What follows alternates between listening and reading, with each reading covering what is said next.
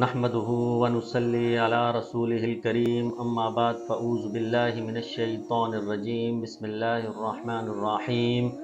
سامعین محترم، آج ہم آپ کے سامنے ایک حدیث کا ذکر کریں گے، اور وہ حدیث کا ذکر ہم اس سلسلے میں کریں گے کہ آج کے اس دور پرفتن میں سوشل میڈیا کے اوپر رافضیوں کی طرف سے اور نیم رافضیوں کی طرف سے اس حدیث کو پھیلایا جا رہا ہے، اس حدیث کو پھیلایا جا رہا ہے اور اس سلسلے میں پھیلایا جا رہا ہے کہ نبی اکرم صلی اللہ علیہ وسلم کے بعد خلافت جو تھی، امیر جو تھے وہ حضرت علی رضی اللہ تعالیٰ عنہ تھے۔ اس حوالے سے اویس ربانی صاحب کے پروگرام میں ایک رافضی اور ایک نیم رافضی جو اہل سنت کی وکالت کرتے ہوئے دیکھا گیا، اور اس نے ایک حدیث کا حوالہ دیا امام دیلمی کی مسند الفردوس کا، کہ امام دیلمی نے مسند الفردوس کے اندر 5066 نمبر حدیث 5066 حدیث کے اندر ذکر کیا کہ جب انبیاء کی ارواح کو تخلیق کیا تو اللہ تعالیٰ نے عہد لیا اس آیت کے تحت وَإِذْ أَخَذَ رَبُّكَ مِن بَنِي آدَمَ مِن ظُهُورِهِمْ وَذُرِّيَّتَهُمْ وَأَشْهَدَهُمْ عَلَىٰ أَنفُسِهِمْ أَلَسْتُ بِرَبِّكُمْ قَالُوا بَلَىٰ شَهِدْنَا۔ اس آیت کے تحت انبیاء سے عہد لیا،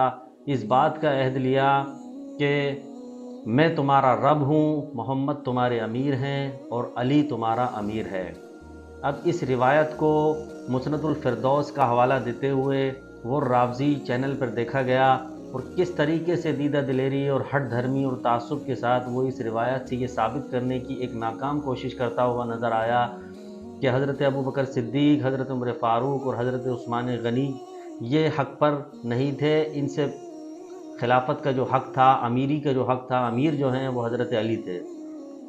پہلے آپ یہ ویڈیو کلپ سماعت فرمائیں، اس کے بعد ہم اس پر تبصرہ کریں گے۔ اور میرا وصی بھی ہے، اور امام دیلمی مسند الفردوس میں جو روایت لے کے آخری دیتا ہوں، پھر اگلا سوال لیں گے۔ وہ کیا روایت ہے جس حدیث کا نمبر ہے 5066 امام دیلمی مسند الفردوس، اہل سنت کے سر کا تاج۔ آقا علیہ الصلوۃ والسلام نے فرمایا کہ جب اللہ رب العزت نے انبیاء کی ارواح کو تخلیق کیا تو ان سے خطاب کیا، پہلا جملہ فرمایا آنا ربکم، میں تمہارا رب ہوں۔ یہ سوچیں کہ خطاب کن سے ہو رہا ہے؟ انبیاء سے۔ ھذا محمد نبیکم، یہ محمد تمہارا نبی ہے، نبیوں کا بھی نبی۔ اور تیسرا جملہ ھذا علی امیرکم و مولاکم، یہ علی تمہارا امیر بھی ہے اور تمہارا مولا بھی ہے۔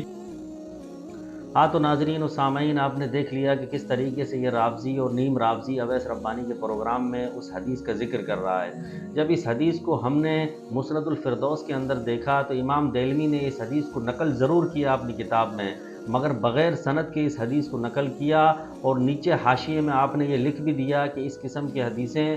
موضوع ہیں، ضعیف ہیں۔ امام ابو ہریرہ سے یہ حدیث مرفوعاً بغیر سند کے ذکر کی گئی ہے، اور وہ حوالہ دیتے ہوئے نیچے یہ فرماتے ہیں کہ اس قسم کی حدیث امام ابن الاسیر نے اپنی نہایہ میں اس حدیث کو ضعیف قرار دیا۔ امام ابن الاسیر نے اپنی نہایہ میں اس حدیث کو جہاں ضعیف قرار دیا ہے، وہاں نیچے وہ اور حوالہ بھی پیش کرتے ہیں۔ ایک کتاب کشف الخفا ہے و مزیل الالباس، یہ کشف الخفا ہے و مزیل الالباس مفسر محدث اسماعیل بن محمد العجلونی الجراحی صاحب کی لکھی ہوئی کتاب ہے۔ یہ اپنے وقت کے بہت بڑے عالم اور بہت بڑے محدث گزرے ہیں۔ انہوں نے اس قسم کی حدیثوں کے بارے میں امام جلال الدین سیوطی کا حوالہ دیتے ہوئے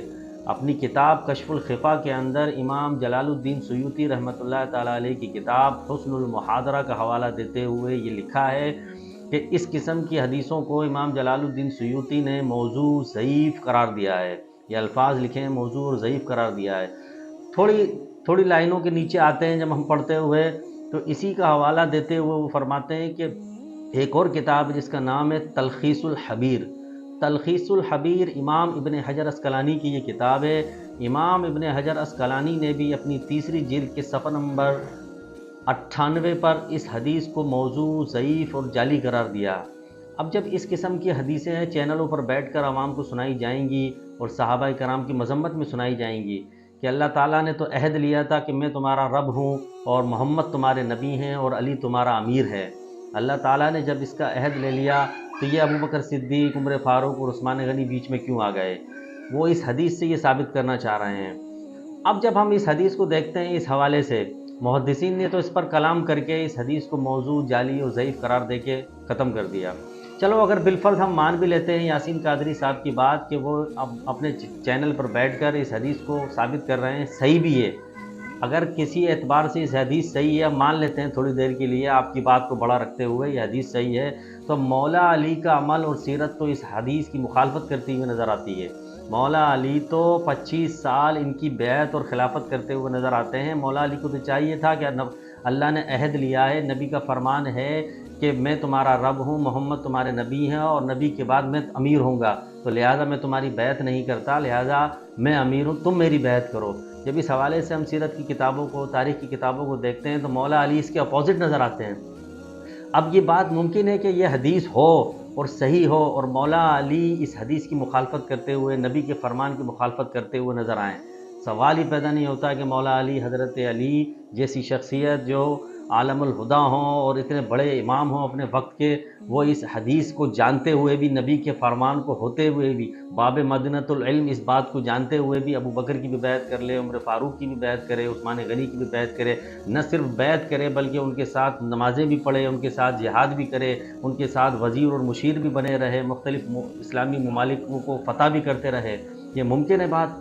یہ عقل کی کسی گوشے میں نہیں آتی۔ اب چینلوں پر بیٹھ کر اس قسم کی روایات کو فروغ دینا اور امت مسلمہ کے اندر ایک نئی فضا کو گرمانا، یہ رافضیوں کا اور نیم رافضیوں کا شوشہ چلا آ رہا ہے۔ اور آج ہم نے جس طریقے سے رافضیوں اور نیم رافضیوں کے اس پروپیگنڈے کو بے نقاب کیا ہے، اللہ تبارک و تعالی ہمیں اسی قسم سے اسی طرح ان کو بے نقاب کرنے کی توفیق عطا فرمائے۔ اور عوام اہل سنت سے التماس ہے، التجا ہے اس بات کی کہ اس قسم کے رافضیوں اور نیم رافضیوں کی کسی بات کی تائید اور توثیق کی ضرورت نہیں ہے۔ آپ ان کی کسی بات کی تائید نہ کریں اور نہ ہی توثیق کریں، اس لیے کہ نبی اکرم صلی اللہ علیہ وسلم نے مشکات المصابیح کی حدیث ہے اور مسلم شریف کے اندر بھی یہ حدیث موجود ہے کہ حضرت جابر ابن سمرہ اس حدیث کے راوی ہیں، وہ فرماتے ہیں کہ نبی اکرم صلی اللہ علیہ وسلم نے ہمیں حکم دیا کہ قرب قیامت سے پہلے ایسے جھوٹے لوگ پیدا ہوں گے، تم ان سے دور رہنا۔ آج ہم جب اس حوالے سے دیکھتے ہیں کہ چینلوں پر بیٹھ کر جھوٹی روایات، جعلی روایات، ضعیف قسم کی اور موضوع قسم کی روایات کو عوام الناس کے سامنے پھیلایا جا رہا ہے، امت مسلمہ کے اندر جو ہے ایک نئی فضا کو گرمایا جا رہا ہے، اور صحابہ کرام رضوان اللہ تعالیٰ علیہم اجمعین اور خاص طور پر وہ صحابہ کرام، وہ اصحاب ثلاثہ جو خلفائے راشدین ہیں، ان کی کردار کشی کی جا رہی ہے، اور ایک جعلی اور موضوع حدیث کو وہ حضرت علی کے فضائل میں لے رہے ہیں، لیکن وہ حضرت اس بات کو بھول جاتے ہیں کہ اسی حدیث سے حضرت علی کی مذمت ثابت ہو رہی ہے کہ نعوذ باللہ حضرت علی اس قسم کی حدیثوں کے ہوتے ہوئے بھی وہ آپ بیعت کر رہے ہیں، یا تو آپ کی بیعت صحیح ہے یا پھر یہ حدیث صحیح ہے۔ تو آپ سمجھ سکتے ہیں کہ کس طریقے سے اس پروگرام کو وہ اپلوڈ کر کے اور عوام الناس کے اندر انتشار کی فضا کو گرما رہے ہیں۔ اللہ تبارک و تعالی ہمیں رافضیوں اور نیم رافضیوں کے پروپیگنڈے سے محفوظ فرمائے۔ وآخر دعوانا ان الحمد للہ۔